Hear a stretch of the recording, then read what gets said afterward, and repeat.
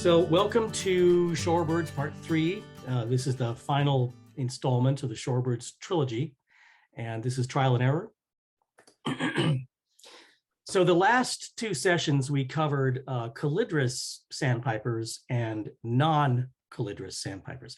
So remember, sandpipers are divided into several genera, and calidrous is by far the largest single genera within the sandpipers, and all the others come from different genera. Tringa being one of them. Collectively, all the sandpipers are in the family of Scolopacidae. So that becomes important when we're talking about the other families within shorebirds. So we've actually covered quite a few shorebirds already, and they were all Scolopacidae. And tonight we're going to cover plovers, which are the blue blue highlighted birds there on the left. And collectively, all the plovers belong to a family called Charadridae. And this may sound familiar because the Charadris is one of the genera that we're going to be talking about in a little while. But anyway, so the family Charadridae is all the plovers. And our plovers fall into two genera. There's Pluvialis and there's Charadrius. So there's that word I mentioned before, Charadrius and Charadridae, the family for all the plovers. So the Pluvialis plovers are the fairly large, mottled, either black and white or gold and black and white plovers. They're very beautiful, and they're very Arctic in their breeding haunts. And they're very confusing, so we're going to get to that. And the Charadrius plovers are the generally smaller and tan or more solidly colored birds, and many of them show a band across the breast. So the two genera there, Pluvialis and Charadrius, are all the plovers in our local community here. And because that chart didn't include the mountain plover, I thought I'd ask you to think about which of the two genera you think mountain plover belongs. I can sort of see features from both. It's a larger plover, larger than killdeer, smaller than blackbelly, and it seems to have an interesting pattern on the back. But if you think the mountain plover here in its breeding plumage looks a little bit like snowy plover, that's not a coincidence. They are actually members of the same genus, which is Charadrius.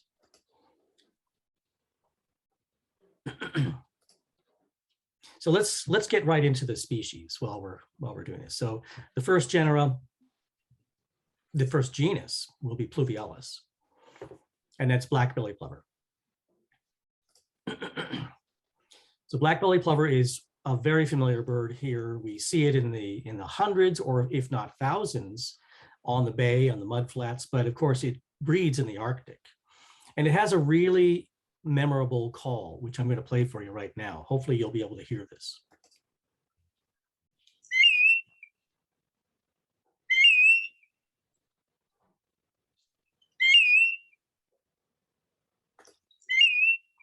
So hopefully you were able to hear that. That's kind of a loud, whistled, mournful cry. And it's very distinctive, and we hear it all the time on the bay. So as they molt out of the breeding plumage, they take on what's pretty typical among our shorebirds, a drabber plumage. They start to lose that really severe black and white contrast, and they sort of tan or brown out or gray out. And the contrast between the spots and the dark background becomes blurrier and less distinct. So that's a fall adult. And when they advance all the way to winter plumage, which is what we call basic plumage, they get really gray and very uniform. And they almost take on the overall coloration of a willet. But once again, when you see a juvenile bird, that would be a fall juvenile, it's a spectacular composition of bright white spots and a rich black background, very crisp, really beautiful. All these feathers are brand new, whereas the feathers we just saw on the winter adult are old and faded and worn. In any plumage, black-bellied plover is going to show these black armpits. And those armpits have a name. They're called axillaries. Those are the axillary feathers at the base of the underwing, and they sort of smooth out the contours between the wing and the body. And of course, they lose their black belly in the winter plumage. So, but they do retain these black axillaries. So whether they're adults, juveniles, winter adults, or spring, they're going to show those black armpits. And this is really a key feature and really helpful to know, because in flight, it's usually really easy to see. Here's an example of what a black-bellied plover juvenile looks like is in flight. And you probably notice that the top side of the wing is dark with a pretty conspicuous white wing stripe, and that the rump is white and the tail is a fairly pale combination of narrow black bars. That's quite important, because in flight, a flock is going to look something like this. Now, when the wings are raised, like the lowest bird, second from the left, you can see the black armpits there, but that's only visible from underneath or when the wings are raised. But that white tail and the pale rump, or rather the white rump and the pale tail, are pretty visible here. So that's important when we get to the other plovers. So when you've seen black-bellied plovers in Charleston Slough, you've likely seen them here on the mud flats. They do collect on the island sometimes, but probably the best way to observe them is when they're all foraging out on the mud. And they love this damp, wet, soft mud where they're going to look for invertebrates and worms and things. They'll be feeding right among the gulls, and they'll be foraging with hundreds of other shorebirds. And usually a mud flat like this will attract a great variety of birds. As we know, they can feed side by side without directly competing with one another. But this is exactly where I would go if I were going to look for black-bellied plovers. The unfortunate thing about black-bellied plovers is that when they're very young and fresh, they do occasionally take on a golden coloration. And this can be really disconcerting, because the first thought is, oh gosh, am I looking at a golden plover? Well, the key feature to notice here is that the flanks are pale. They're white, in fact. There's no barring on those. So that undertail and the base of the lower flanks are pure white. So that's important to notice when we get to the golden plovers. But looking at this bird, I can also see that the bill is fairly heavy. And we'll see this two plovers side by side in a moment. But despite the fact this has got kind of a golden wash to it, don't be fooled. This is a black-bellied plover. So let's get right into a Pacific golden plover, and you'll see what I mean. In spring plumage, which we almost never see, the bird is spectacular. It's dramatic. The face and belly and throat are black. The back is gold and black and white. And it's this really wonderful white kind of S-shaped mark that goes from the forehead to the back of the head, down, sweeping past the wings, down toward the tail. It's a big white swoosh. It's a beautiful bird. And in spring, not too difficult to identify. You'll notice that that white goes all the way from the forehead, all the way down to the tail in an S shape. When we get to the juveniles, though, then it gets really tricky, because once again, that black-bellied plover I showed you a moment ago looked a little bit like this. But remember what I said about the barring on the flanks? You can see the bars right here. And you can also see that the undertail, it really isn't white. It's kind of grayish. So this smudgy dark coloration on the flanks, especially the bars, are important, as is the really delicate bill. And side by side, the two birds are going to be different sized as well. But in isolation, this can be tough. Pacific golden plover is actually the more common of the two golden plovers in our area, but they're still both possible. So once again, you see the whitish flanks, the pale plain flanks of the black belly. Let's go back here for a second. Look at the bill on this. It's a little bit pointier, a little bit more dainty. And here we have a little bit something a little huskier.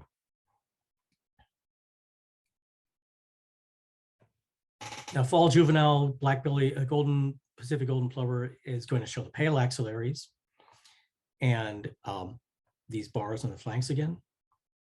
Notice all the gold plumage around the head and neck and back. And this tail is dark on the upper surface. There's some kind of a strange growth here or parasite or something. It didn't seem to prevent the bird from flying, but it is kind of unsightly. But it was nice to find this picture because it shows the underwing pattern, which would immediately distinguish it from a black belly plover.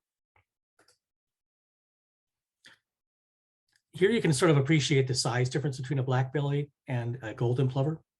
The Pacific golden plover, B, is a little bit more delicate, longer winged, more narrow winged, just a more refined, kind of elegant proportions. Whereas the black belly is kind of a husky bird by comparison. Thicker neck, heavier bill, bigger, blockier head, just not quite as slender or as elongated as the Pacific golden plover. And this is really the crucial shot. You see the tail and the rump being dark, having that gold mottled pattern. And it looks as if the wing stripes are a little narrower and less prominent than they are in the black belly plover.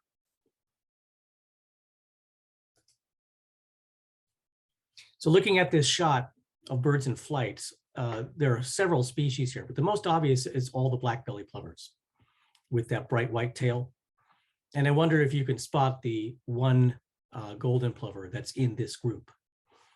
I'll give you a second to look at it and then I'll show you where it is. Hopefully people are going to spot it on their own, but it is right there.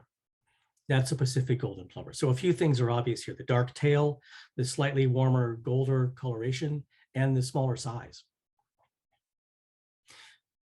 There are some other birds in this image too. A is a dunlin, B is a sanderling, C is a western sandpiper, and D, right way up at the top, the upper right, is one of the two dowitchers. And of course, on the bottom row, all American avocets. So I really enjoy looking at pictures like this with lots of birds and just kind of finding Waldo in there somewhere. And in this case, Waldo is that one golden plover.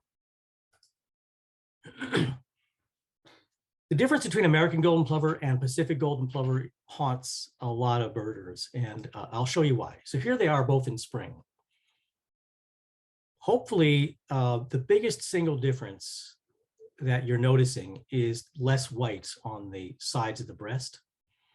So instead of having a white mark that goes all the way from the forehead to the nape and then wraps around the shoulder and then down along the sides, it gets kind of mottled and barred in that process. But in the American golden plover, the black stops at this, the white stops at the side of the breast, and the entire breast and belly is black until you get back toward the tail. So that's fair enough and easy enough to spot in a breeding bird. But as I said, we really don't see this very often. What we do get are birds like this, fall juveniles. Most of our rarer shorebirds show up as juveniles. In the Pacific golden plover here, we see a bird that is overall more washed with gold and yellow. And on the American golden plover on the right, we see a bird that is generally a little grayer and doesn't have the soft wash of gold all over the entire head and breast.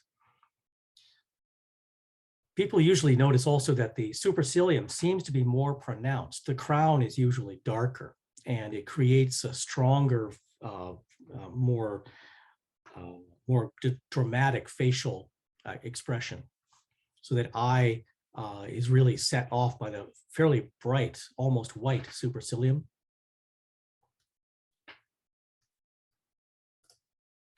What's really important to notice, though, is this section of the bird, back by the primaries and the tail.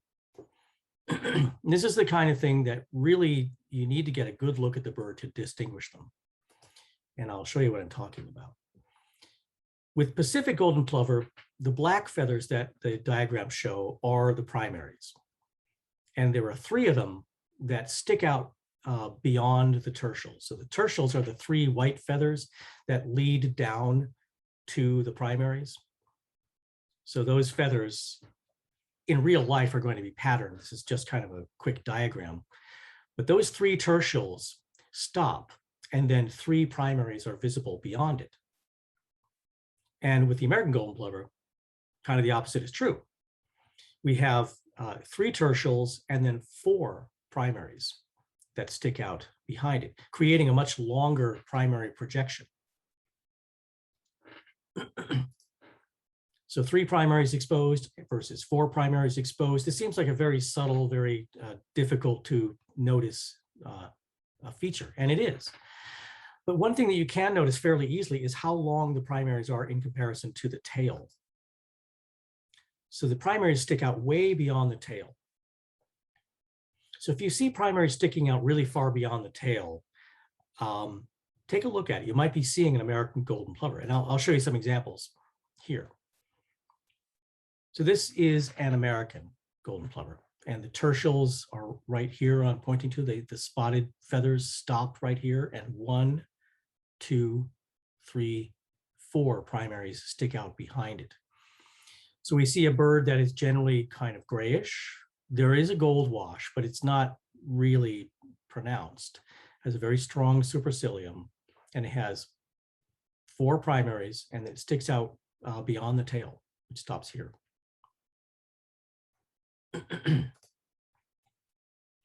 That's called the primary projection, of course. And here again, we have a bird with a bright supercilium.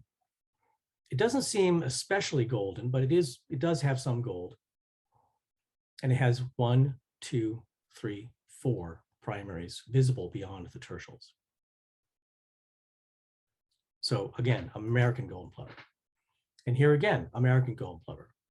The tail ends right here. The primaries stick out really far behind him. And we've got 1, 2, 3, and 4 primaries visible beyond the tertials, which stop right here. You can't see the 4th primary very well, but I can sort of pick it out right there. It's where it ends, to the left of the blade of grass. So 1, 2, 3, and 4 primaries. And look at the bright white supercilium on that. And the really gray breast. These have all been American so far. So both the American and the Pacific golden plover prefer not the mud flats so much, but places like this, kind of muddy, but a little bit drier, with a mixture of short vegetation for them to poke around looking for insects or worms. But the 2 golden plovers that I just showed you, American and Pacific golden plover, have both shown up on this marsh, New Chicago Marsh, which is where we're going to go on Friday, and where we went the last 2 Fridays. So this is the kind of habitat that we most often see the 2 golden plovers in Santa Clara County. Now, if we were elsewhere, we might see them on the coast, we might see them on the beach, but in Santa Clara County, they seem to be drawn to this sort of slightly dried, muddy habitat with a mixture of pickleweed and other vegetation. Here are a few little birds to consider. Hopefully the size difference between these 2 birds is obvious. The black-bellied plover is A, and B is clearly one of the 2 golden plovers. And I wonder if we can tell which one. Looks like tertial stops here. You see 1, 2, 3 primaries sticking out behind. I can't see where the tail ends, but the primaries don't seem especially long. So I'm going to suggest that this is a Pacific golden plover, which is how the photograph was identified. And here we have a bunch of birds, different species. A is that long-billed, smooth gray plumaged bird. This is the willet. B is a black-bellied plover. And we see the nice size comparison between the black-bellied plover and C, which is a golden plover. And we can't really tell anything about the primaries or the back or anything, except we see a lot of golden coloration. So that usually suggests that this is Pacific golden plover, which again was how the bird was identified in the photograph.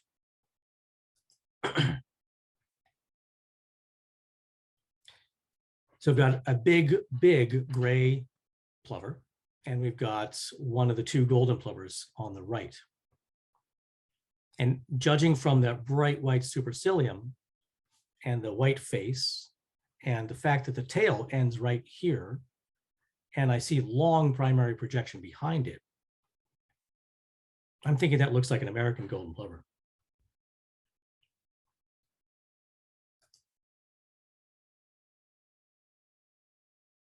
Now this, we have the same challenge. We've got a large plover and a smaller one.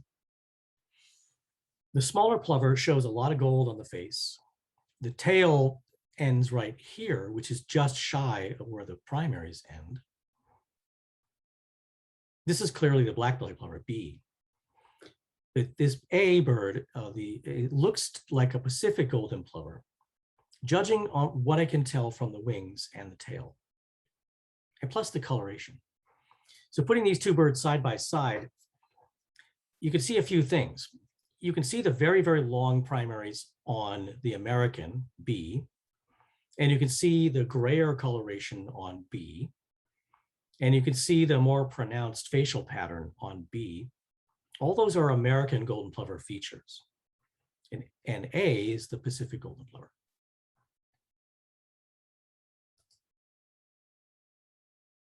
So again, here we've got A, B, C. I wonder if anybody recognizes B.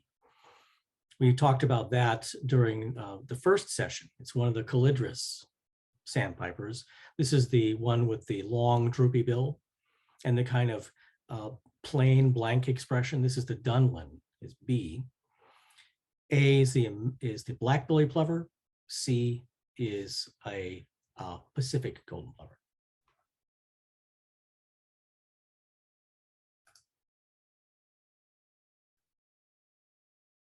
B and C look to be about the same size. They're both a little grayer than A.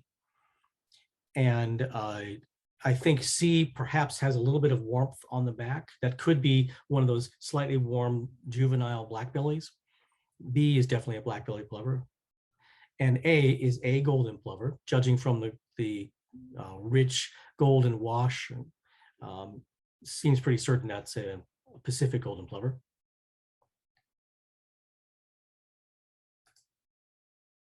So does anybody have any questions up to now? Carolyn, are you seeing any questions? No questions at the moment.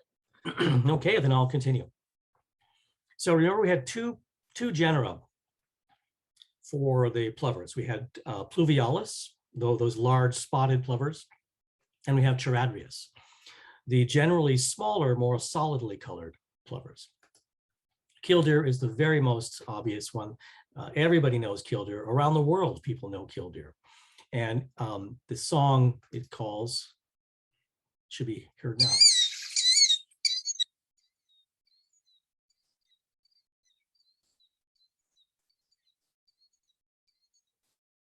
That call is usually given in flight, and that's the case for the black-bellied plovers as well. Most of the plovers call in flight more than they do on the ground.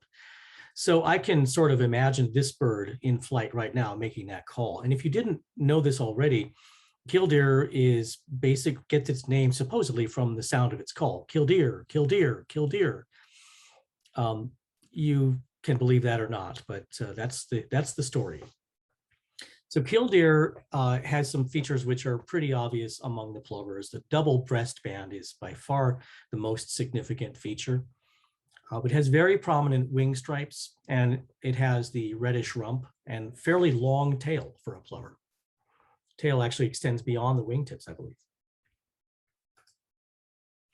So the habitat for a killdeer is abundant and familiar to us all. City parks, golf courses, large gravel parking areas like the kite flying area in Shoreline Park, And then oddly enough, the rooftop at the Costco Tire Center is a famous place for killdeer. Every time I go there, I hear killdeer flying over the roof. And very likely it's because they like the gravel top, flat top roof of the Tire Center and the Costco box store. So it's that adaptability, it's that versatility that makes the killdeer so successful. Because it actually does what all the other plovers do, which is nest directly on the ground. In fact, most of our shorebirds do, but killdeer don't really make any effort to hide their nest except by putting in a place where the eggs are difficult to see. And because they lay their eggs right out in the open and they're vulnerable, they have evolved a broken wing display to distract a would-be predator away from the eggs, away from the nest or the young. And I'm sure many of you have seen this. It'll spread its tail out, that bright red tail, that bright orangey red tail is really attractive to a predator because to them, this could look like an injured, bleeding bird. So they expose that tail, that flashy color to attract the attention. They limp along with the wing held out as if it's broken. It's pathetic to watch. It's a very good act though. Bird will spring back into action and it'll lure you away from the nest. And the nest will look something like this. Mottled eggs on a mottled background, usually 4 eggs with the narrow point inward. And that's basically the ideal arrangement for the adult to incubate the eggs. And they have to be able to return to it to control them from getting too hot in the sun. You need to give it shade. Hopefully some of you have been lucky enough to see young killdeer. They're truly adorable. And they wander around almost immediately after hatching. But the parents will still protect them. All the plovers actually engage in this broken wing display to attract or distract predators.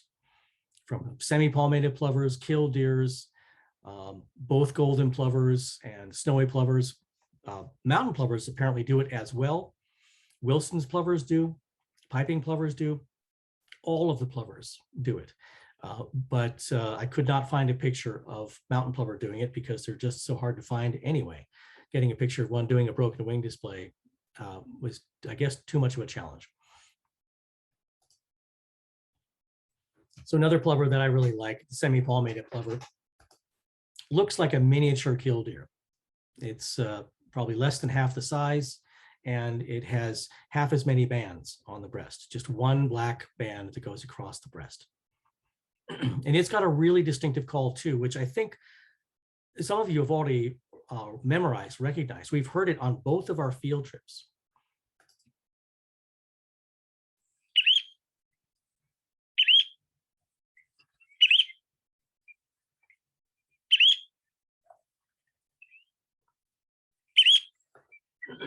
It's kind of a loud, piercing chew-weep, but not quite as piercing as a killdeer and clearly not as loud.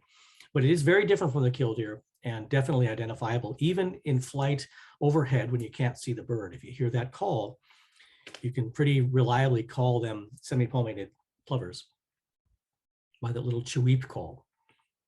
So in winter, they become a little less contrasty. The black band across the breast is a little smaller, a little less dark and sharply contrasted. They lose the orange bill.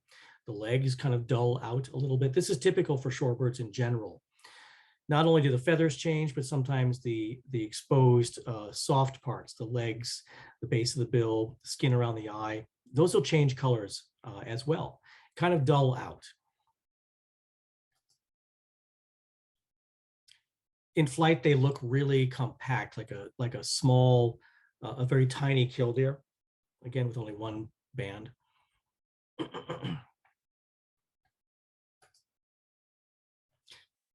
Fortunately, it's pretty easy to find semi-palmated plovers because they like the same habitat that black-bellied plovers do. They like this soft mud.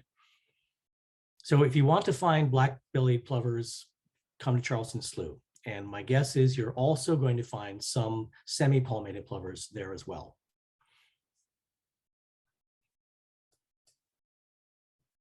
snowy plover. This is a endangered species in our area, and its perfect breeding area is pale sandy beaches from Point Reyes or Mendocino Point Reyes, south all the way to South Coast. They like that habitat, but so do people, and so do dogs, and so do frisbees and volleyballs. So the snowy plover has kind of been pushed out of its preferred habitats, and it's been difficult for them to survive. In fact, plovers worldwide are kind of threatened because they tend to like the same kinds of places that humans do. Think golf courses and kite flying areas and Costco. So killdeers, golden plovers, snowy plovers, semi-palmated plovers, they've all suffered as the result of humans encroaching on their preferred habitat.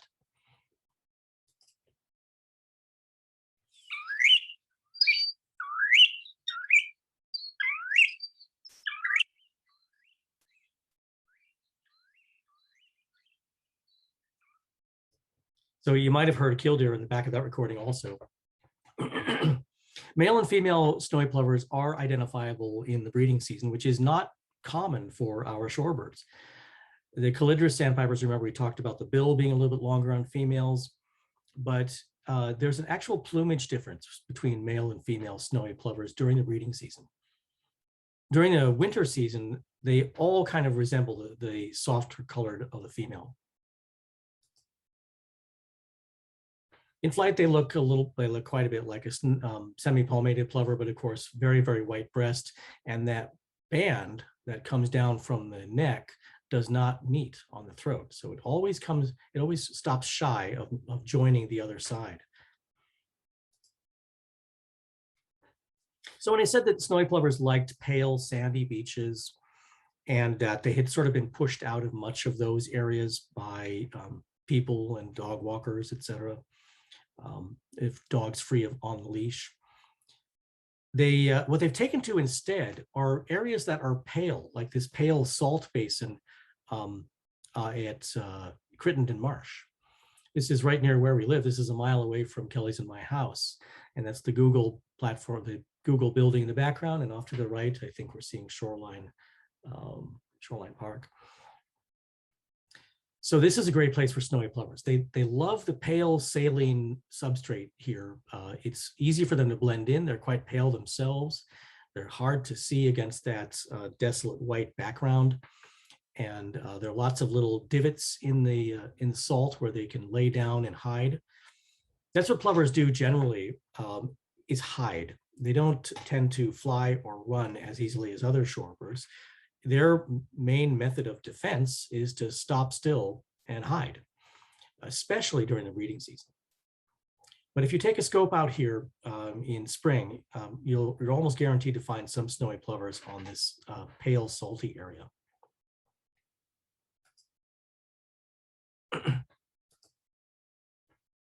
So in this picture, we've got two plovers and another bird. The semi-palmated is obviously the darkest one at the top, B, semi-palmated plover.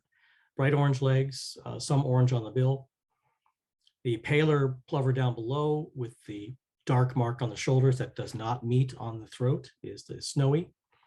And off to the left, I wonder if anybody remembers this bird with a scaly back, the white breast, and the black mark on the forewing. And take a look at this habitat that we're in too. It's a sandy beach. So this is actually a sanderling. Gives you a good sense of the size between the two plovers and the sanderling. It's pretty clear here that we've got two species, the darker semi-palmated A and C, and the paler snowy plovers B and D. It looks like both of the snowies are males.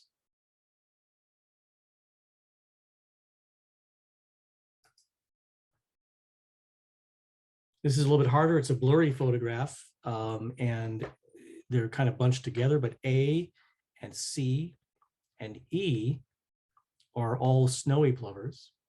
B looks like a least sandpiper, and D looks like a western sandpiper. And I say that because of the white that goes way up here. It's clearly got a lot more white on it. It doesn't have the dark bib of B. That dark bib is kind of important for least sandpipers.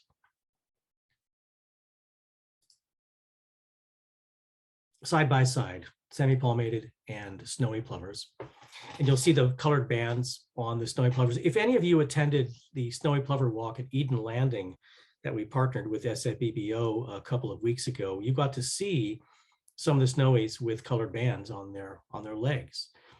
Now they don't use metal rings to identify them because they have to maintain a certain distance. And you can't read a number on a metal tag from 600 feet, but you can, with a telescope, see that there is a red band and a blue band on the left leg and a white band and a blue band on the right leg. And that's how they determine which individuals they're looking at. And that's kind of fun.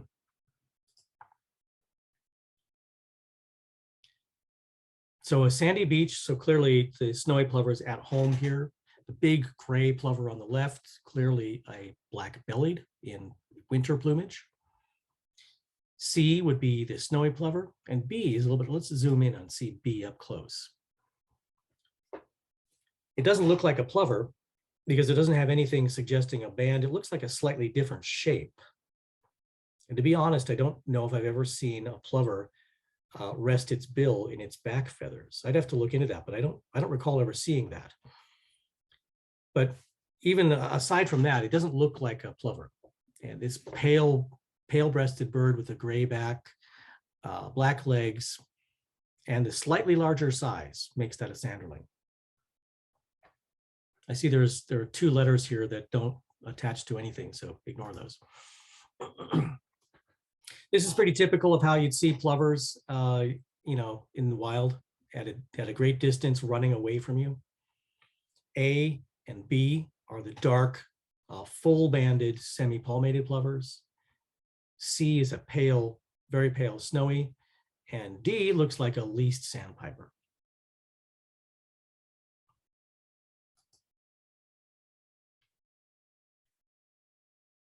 A is the snowy. You see the band does not meet. B is the semi-palmated, full dark band, black band. And then C, I know it's hard to see, but I think we have enough to tell that this is a least sandpiper way up there in the corner.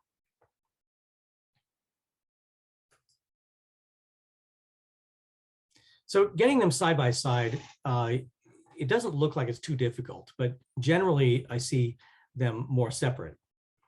But when they are side by side, there's no problem telling them apart. But when you get the snowies by themselves, sometimes it's hard to tell exactly how pale they are. They might look a little darker than you expect for a snowy. But look at the band. If the band meets, it's going to be a semi-palmated. If it doesn't meet, there's a good chance it's a snowy. Just for size comparison, the A and B are snowies and C is a killdeer.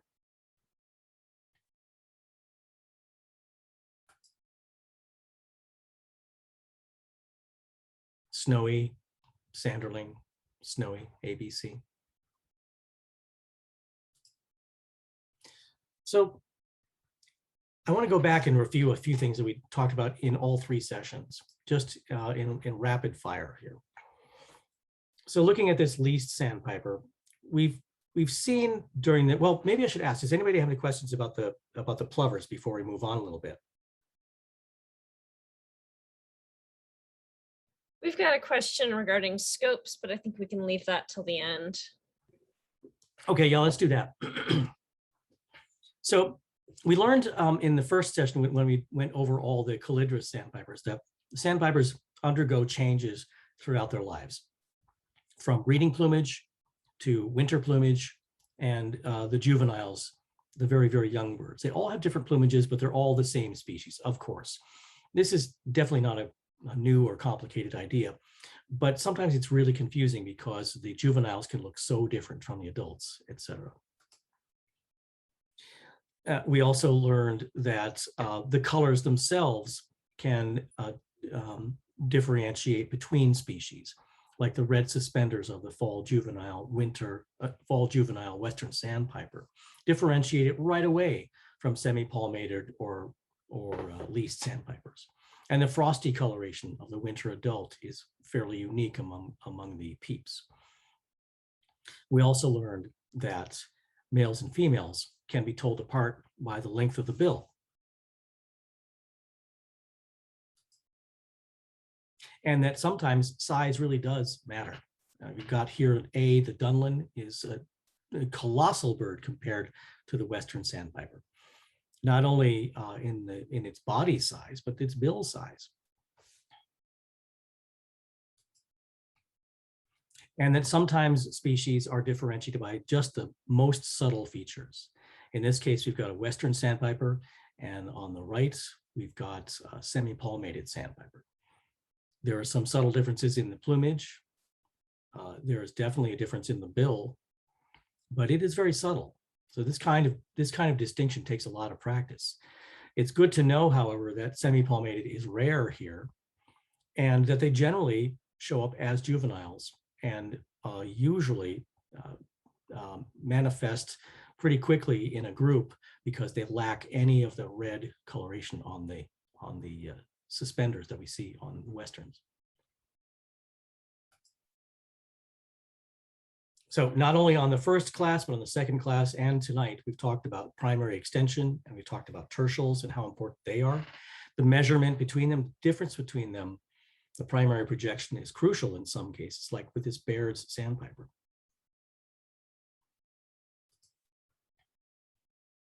And one thing that I am constantly reminded of, especially when I see a bird by itself, it's very hard to tell the size of a bird. These two birds are different in size by one is about twice as big as the other, if not 3 times as big. So the bigger bird is always going to have the smaller head in relation to the body. And noticing that ratio can help you differentiate the size of birds, even though they're not standing next to each other. The pectoral sandpiper on the left has a much smaller head. It's a much larger bird. Least sandpiper has a much larger bird, and it is a much larger head rather, and it is a much smaller bird. So that's really important to remember. And sometimes birds will pose exactly the same way, but those features are very obvious. Here we've got a short-billed dowitcher and a red knot. The short-billed dowitcher is A, and something I've never mentioned before, but I should mention it now because the feature is pretty visible here. The bill, of course, the length of the bill is generally not useful because it's so difficult to determine.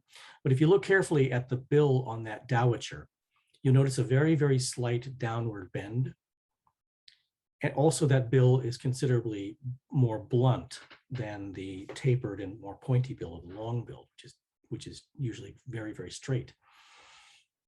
That's the kind of thing you would really only be able to tell if the two dowitchers were side by side. But I challenge you to look for those dowitchers and notice to see if you can see that difference in the bill shape. But since we're looking at 2 different species here, the red knot, look how very pointy and triangular and tapered that bill is as opposed to the dowitcher. Just has a kind of a different feel altogether. The length of the bill in relation to the head is crucial with the 2 yellowleg species. And even more important than that, perhaps, might be the general shape of the bird, which in the greater yellowlegs has this kind of Adam's apple, gangly, gawky look about it compared to the little bit more demure, lesser yellowlegs, which tends to have a smoother neck. Of course, the bill is quite a bit shorter in relation to the head, too.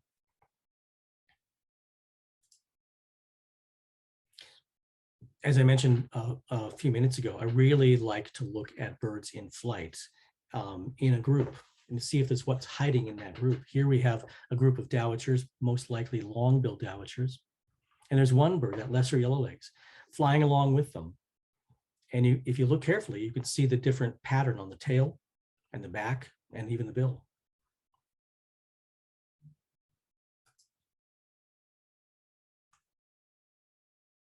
We've got a red knot here flying with a bunch of Western sandpipers. They're both fairly pale, both fairly gray. And yet it doesn't take too much effort to spot the huge size difference between them and the very different flight shape of the knot with its kind of very, very short tail and long head and neck. And while we're looking at birds in flight, take a look at this sort of zebra pattern flock of black turnstones. And in that group, you'll see birds that are not exactly the same. The surf birds at top and in the just above the black turnstones. You see they've got a mottled back, but they lack the stripes. Basically the same size. They both like rocky coasts, and you'll see them together for sure. But watching them is the best way to see that difference when they fly. It'll be very obvious.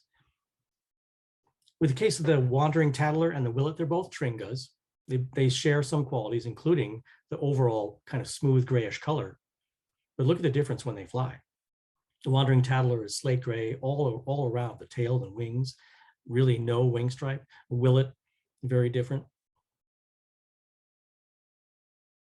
So I guess what I'm saying is watch the birds, compare them when they're flying, watch them and compare them when they're walking and feeding. And those are the kinds of times where the differences really show up. Unfortunately, we still have the dowitchers, which are always going to be difficult for everybody, even experts. And there are lots of dowitchers that go unidentified. They just call dowitcher species. And I strongly believe there's no shame in that. But this time of year, when you start to get the juveniles, and I think Bob said that he saw some juvenile shortbills with his beautiful patterned tertials, this is the time to be certain about the dowitchers. If not only by call, then also by the tertial pattern. And here you see A has the tiger striped tertials, B has the plain tertials. So that's short billed above, long billed below.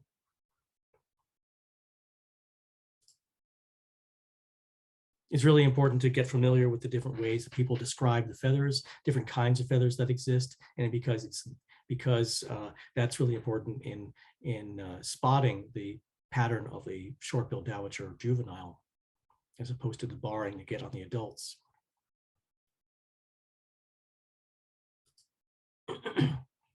And we commented on the different shaped bills, which allow the bird to feed side by side without really competing, and how they have different feeding styles, from the peep, the kind of wandering, meandering, random, distracted poking and prodding of the peeps, to the more deliberate and finicky approach of the tringas, to the constant sow as you go approach of the dowitchers, and the lunge and jab approach of the plovers. Marianne reminded me on the field trip that one of the reasons why the plovers behave that way is because much of their foraging is done by sight. So they're actually looking for movement in the mud. They're looking for little squiggly worms and such that are just below the mud, and they'll jab, they'll spot it, and they'll jab, and they'll yank it out that way. So hunting by sight, foraging by sight is an important reason why the plover behaves the way it does. Clearly, the dowitcher doesn't do that. The tringa, I think, probably does. The peep likely does not. The other thing about the plovers is I've always wondered if maybe that stop and jab approach kept their heads up a little bit longer so they could simultaneously look for predators and possibly avoid detection. Because if they're not moving, they're difficult to see. So by taking short, sudden moves, they might evade detection from a falcon in the area. We talked a little bit about polyandry and how the phalaropes exhibit this sort of reverse gender role when it comes to the raising the young. And we talked about the difference between precocial and altricial, and how that's especially important for shorebirds to be precocial when your parents abandon you in the Arctic and then head south without you. It's a good idea that the young can feed themselves.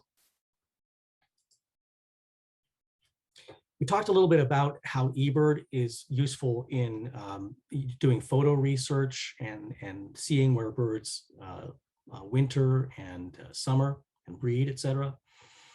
What I didn't mention before is that you can also really target your search. So for example, on this example in the targets page, I entered Santa Clara County and I entered time of year August and year list. These represent birds that I have not seen in 2021. And top of the list is willow flycatcher, which I'd like to see, and it's about time to start looking for it. But look here, Baird's sandpiper, pectoral sandpiper, bar-tailed godwit. They've all showed up in August.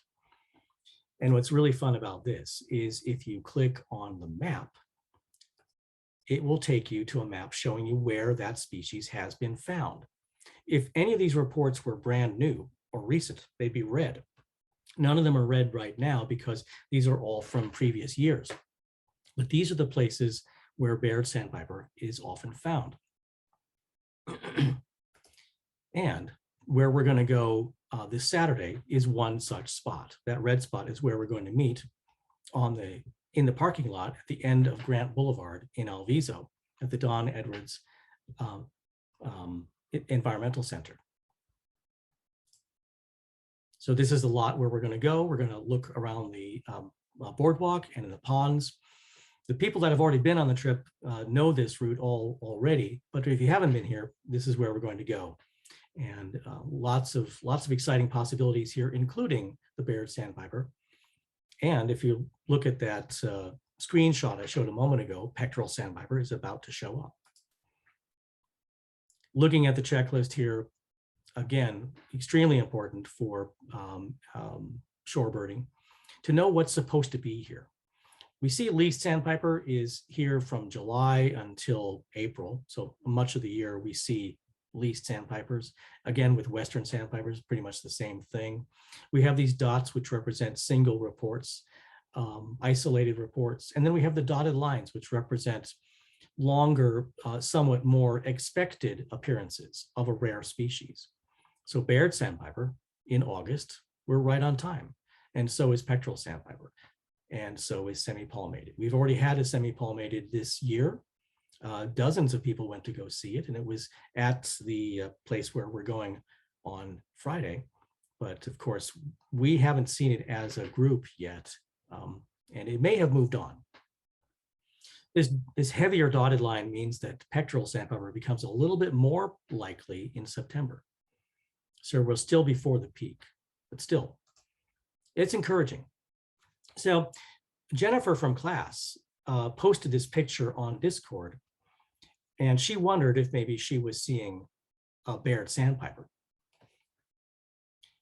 And I took the liberty of cropping in a little bit and lightening the picture. I think she said that it looked to her as if there were a lot of Westerns here and that possibly one was a Baird's.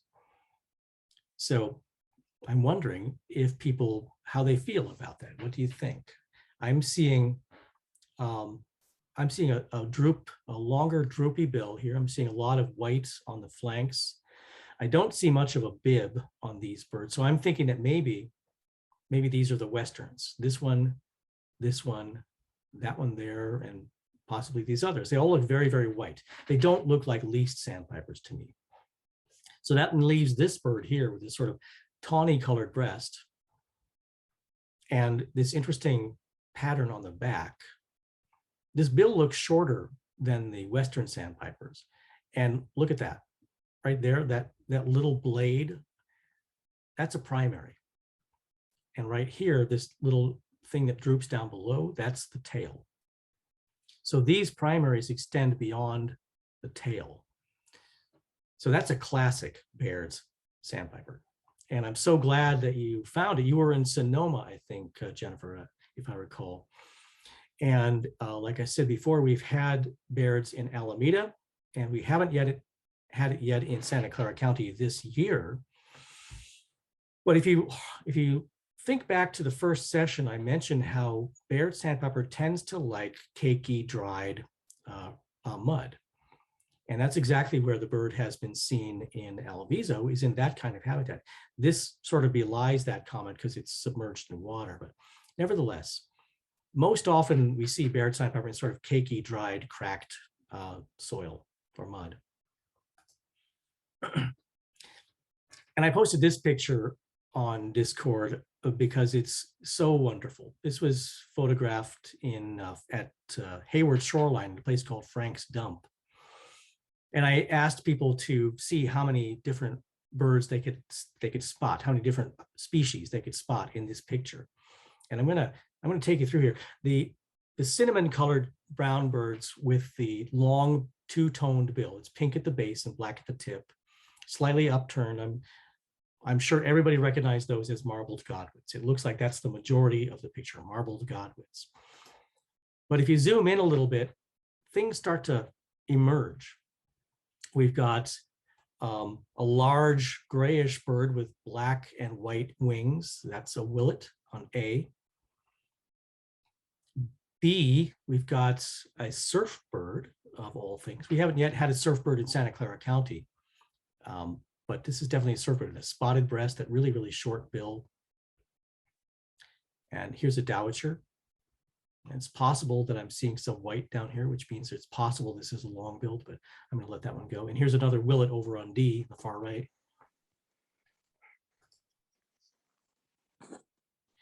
And A down here in the lower left is clearly a willet, even though we can't see the whole thing.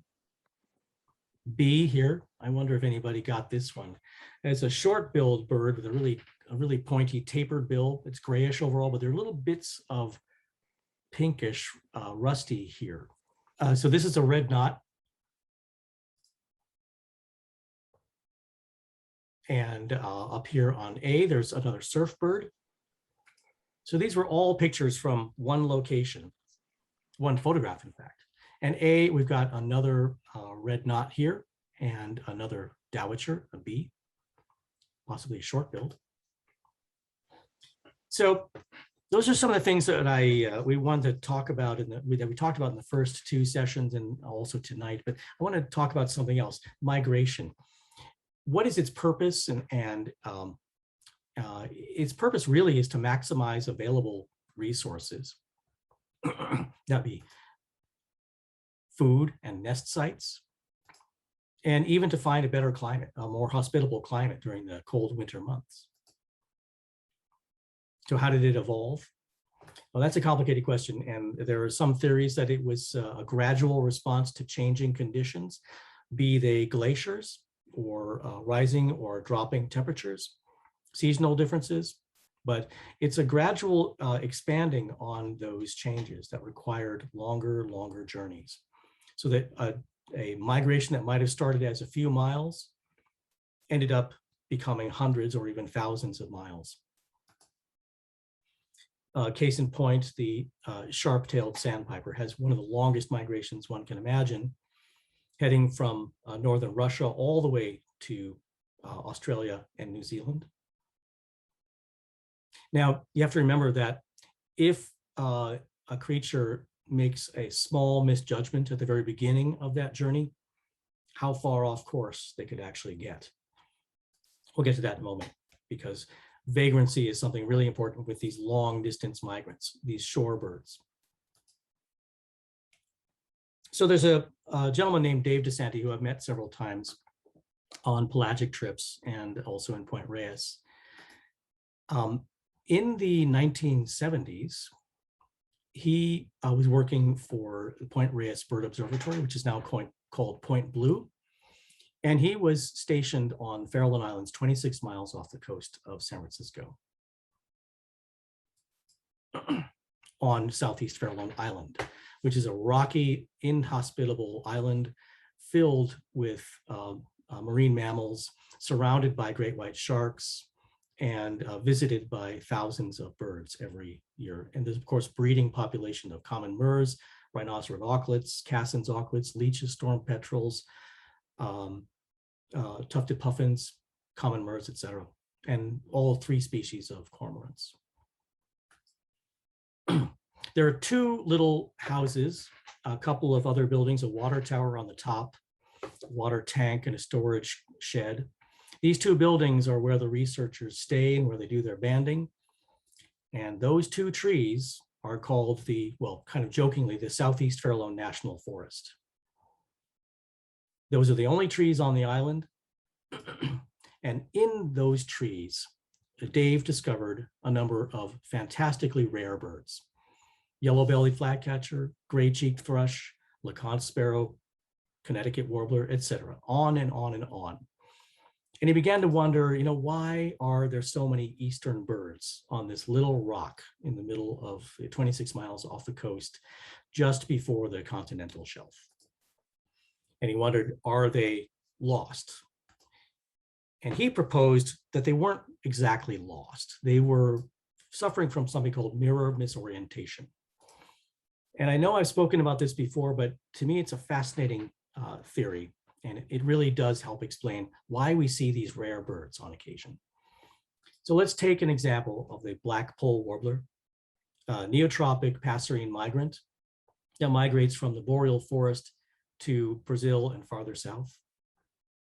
Now, let's imagine for a moment that if all the birds go this way, but a small percentage of them actually reflect that course left to right, from east to west, a small number of them are going to end up on the left coast, on the California coast, but they're going to be traveling in the same fashion that they would if they had gotten that left-right, that east-west correction. But they didn't. And we'll talk about why in a moment. But Steve Howell wrote a book very recently called Rare Birds of North America. And he started off with Dave DeSantis' idea about mirror misorientation, and he expanded on it, trying to come up with other reasons as to why rare birds show up in our area. Things like drift, being pushed forward or being delayed, or being swept out of your normal course by storms, winds, etc. Overshooting. It's pretty easy to imagine. You're aiming for one place and you actually overshoot it and it goes into the water. Dispersal. When a bird is expecting to find a certain habitat that was there before, comes to find the habitat changed, quickly selects a place that's the next best thing, and ends up being in a place that we don't expect it. That's called dispersal. Association. This common crane ended up in Northern California last year, having flown here with sandhill cranes from Alaska. Now, the common crane is a Siberian Asian species, so it made an initial error, but then what it did is it attached itself with a group of common, very closely related birds, and then it continued south into California. Disorientation is truly being lost. That is not the case with mirror misorientation. Those birds are not lost. As far as they're concerned, they know exactly where they are. They're following a course. Disorientation is something completely different, having no bearing whatsoever, no idea, not following a map of any kind. That's quite rare. Overwintering, where we get passerines mostly that end up remaining through the winter in the snow, like this Bullock's oriole. Or birds that routinely or repeatedly make the same misjudgment. They come here year after year. Very likely the ruff that shows up in El Viso is the same one that was here the last year or the year before. But they've been coming here for years, a decade at least. So that's not likely the same bird. But you have to imagine that in some case, some birds do repeat that error. Eruption, you might have all heard about the years where we had snowy owl in California. They've even had snowy owl in Hawaii. Probably two very different reasons. They originate in the first case because maybe the lemming population is dropping in Alaska and the Arctic. So they erupt farther south in numbers to seek food. False vagrancy is the last reason, and that means birds that are actually not rare, but we see them so rarely because they live way out to ocean or in otherwise inaccessible areas where we can't detect them. They're probably more common than we think. So let's imagine, for example, when it comes to shorebirds, that left-right, that east-west mirror is placed on the north-south over the Atlantic. And that might mean that certain Asian species, shorebird species, that are supposed to fly down the Asian coast toward Australia and New Zealand, actually fly over to our side of the ocean and travel south, thinking full well that they know where they're going. That's probably what happens to a lot of our rare shorebirds. And then what happens if that mirror is rotated 90 degrees and birds fly south instead of north, or vice versa?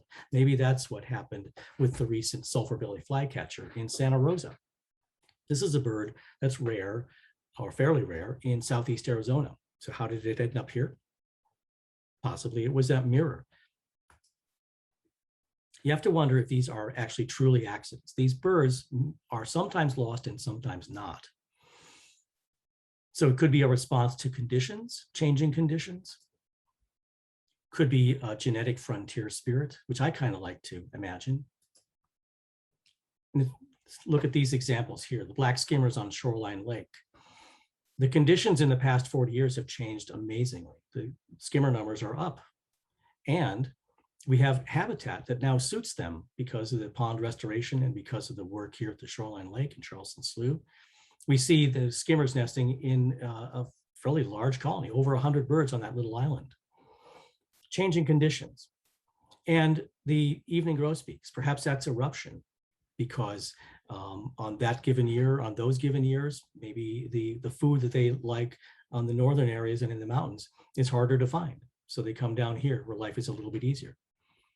But my favorite is the frontier spirit. And I kind of think that maybe the ruff is genetically a certain population within their population is programmed with a sort of frontier gene, which will sort of accidentally on purpose send them in the wrong direction to sort of explore. There's some credence to that. There's some documentation about that possibility, but really what we're saying is that almost anything can happen. So let's take a look at some fabulous rarities. All except one have been in Santa Clara County. And when I say fabulous rarities, I'm talking about these birds with one or two little marks during migration. That's the rare ones. Those are the rare ones I'm talking about. Now, we've never had red-necked stints in Santa Clara County, but just in July of this year, we had one in Alameda County. This is my photograph of this fabulous Asian rarity. So it looks a lot like a Western sandpiper, but it's got a lot of rufous and orange on the head, throat, and back, much more so than even the most colorful Western sandpipers. And there's a very dull least sandpiper next to it for comparison. So this was a remarkable rarity that attracted hundreds of people looking for it. It's just a matter of time before one shows up in Santa Clara County. And we sort of almost had one a couple of months ago, but it turned out to be sanderling in breeding plumage. And I think I showed an example of how they can be confused. So this is the map for red-necked stint. And you can imagine that it must be that mirror from the Bering Strait down to the Arctic that caused that bird to cross the Bering Strait instead of continuing down south past Japan. Stilt sandpiper, last reported in 2017 in Santa Clara County. All the following birds have been reported here at one time or another. So this looks a little bit like a lesser yellowlegs, a little bit like a dowitcher, but it's neither. So good idea to look at these rarities, even though the chances of seeing them is quite slim, because you never know. When one does show up, you want to be able to recognize it, or at least have a sense that that's not the same thing. There are several examples here of stilt sandpiper, because in one year we had, I think, 8 of them in Alviso in a single year. It was a course of about a week or a couple of weeks. They hung out all together on that dry portion of the marsh where I said the golden plovers like to stay. So we've got A is the stilt sandpiper and B is a lesser yellowleg. So you get a good sense of size there. This is a little tougher, but you don't see any spots on B. That's the stilt sandpiper. A is the lesser yellowlegs. Also notice the little droop in the bill.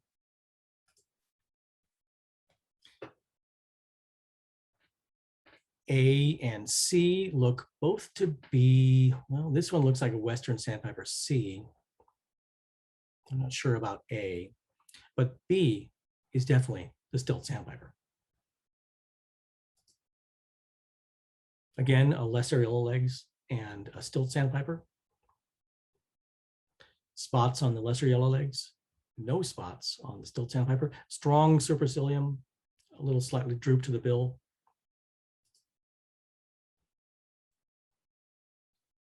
This is very tough to see the difference here, but the scaly pattern on the back of C is the stilt sandpiper juvenile. Two birds to its left are both lesser yellowlegs. So here's the map of stilt sandpiper. So not so difficult to imagine that a little mirror placed somewhere through the mountain states might have brought birds from eastern Canada or from central Canada down along our coast instead of heading down toward the Gulf of Mexico. Little stint, last reported in 2016 in Alviso, again, at the Marina ponds. Basically this size and shape of Western sandpiper with much more gold and yellow and rufous, not as much as a redneck stint, and a very short bill rather than long tapered bill. So very, very subtle. It was well photographed and documented, but a very subtle bird. It's amazing map. It must have made a real misjudgment of the north, its eastern limit in Russia to get here. Bar-tailed godwit, last reported in 2016 of August, again in Alviso. Bar-tailed godwit, remember, has an 8-day journey straight across the water. So it's, again, not too hard to imagine that instead of orienting that way, it mirrored a little bit along our coast. And that's what's supposedly happening with the birds that we do get here.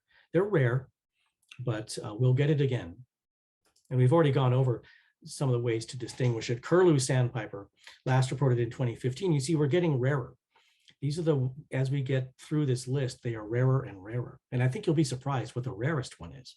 Curlew sandpiper from Asia, again, got here probably through mirror misorientation. Buff-breasted sandpiper, beautiful bird. Always looks like it's sucking through a straw, I think. Last reported in 2008 of September. It's got a scaly pattern a lot like a bear's, I think. Its map, its expected map is like this, mainly migrating through the center of our continent. Sharp-tailed sandpiper, last reported in 2005 in December. Smaller than a dowitcher, actually looking very much like a pectoral sandpiper at times, but coming from a very different place. This is a mega rarity on our coast. Some members of my class have actually seen them on a field trip to Monterey. Watsonville. This is an interesting one. A is a sharp-tailed sandpiper. C is a pectoral sandpiper. Structurally, they're very similar. They're both about the same size. There are subtle differences, but the biggest difference is the smooth honey color on the breast of the sharp-tailed and the streaky pattern on the front of a pectoral. And again, very, very rufous usually. White-rumped sandpiper. I've never seen this in the county, but I used to see it all the time in New England. Last seen in 2004. White-rumped sandpiper. You see a very eastern species. But looking at this map, it's kind of hard to believe that more of them haven't shown up on our coast. But now this is the rarest of the rare in Santa Clara County. The last reported was 1977. That's 45 years ago. And you might look at the map and think, well, gosh, why is that so rare here? It's not that far away. The breeding range is just not that far. But that's exactly why. The breeding range is there and it's limited because the breeding range is declining and we have even less of the habitat that it prefers in our area. And this journey is quite short, and for the most part, it's south. Now, there are some small numbers that end up on the in the northern Central Valley. That's probably the birds from this area. But these other birds are the ones that migrate primarily south. So these birds here come to the Central Valley where they can find something of the short grass habitat that they like, dried ag fields like that, Point Reyes possibly, but Santa Clara County just has very little of it. and we're getting less and less of the grassland that it does like. The kind of habitat that burrowing owl likes, and if you know anything about burrowing owls, you know that they're not doing particularly well either. And that's because we don't have the habitat to sustain it. So we're getting close to the end here, and I just wanted to run through a few resources one more time.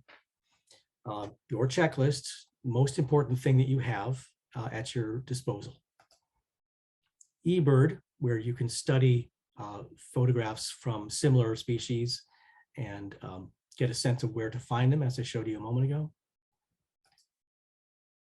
Here's the way to research your bird images. Type in a name, choose your filters, choose a date, etc. Multiple species, perhaps. That way you can compare them. And your books. And we're gonna offer 2 of those tonight. So in all 3 sessions, we've covered these birds. We did not cover stilts or avocets or oyster catchers in depth because why? They're fairly easy to identify, as are the 2 turnstones, and it can only cover so much.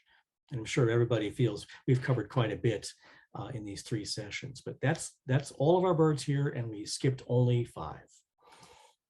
So I wanted to thank you, members of the Santa Clara Valley Audubon Society Shorebird class of 2021. A special thanks to Carolyn and Barry for their tech support, the Discord, and monitoring the questions. Special thanks also to Thomas Gelston, who did all the wood carvings that decorated all the title slides. Tom Gray, fabulous photographer who's donated so many pictures over the decades to Audubon. The Cornell Lab of Ornithology and eBird for obvious reasons, and of course, Santa Clara Valley Audubon Society. So tonight's episode and the other 2 will be available for you to view as often as you like. And this 3rd video should probably be posted tomorrow. So with that, I'm going to open it up to questions.